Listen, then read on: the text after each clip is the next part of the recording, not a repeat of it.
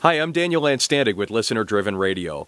For the last 10 years, I've worked with media companies, radio, television, print companies, on how to engage their audience and create valuable opportunities for advertisers and for media companies to reach their audience over and over again and make a real impression.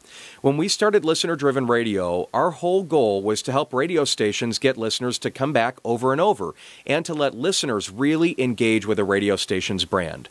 The idea was, if we can give listeners a voice, if we can let them choose the songs that play next, if we can let them share the songs they like on Facebook and really participate in building a radio station's sound and brand minute by minute, they'll be fans for life. And what a valuable space that is for a local advertiser to be a part of.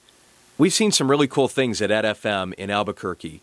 At EdFM, listeners engage in a really special way. For every one person that shares what they voted on Facebook, about 4 people come back to the radio station's website from their Facebook page. That's a huge return, and that shows that one listener can invite a lot of their friends back to vote, too. We're also seeing at EdFM in Albuquerque that voting has consistently gone up week by week. So every week we've seen an increase in the number of listeners who are voting through listener-driven radio. With listener-driven radio, there are a lot of ways that an advertiser can make an impact with listeners.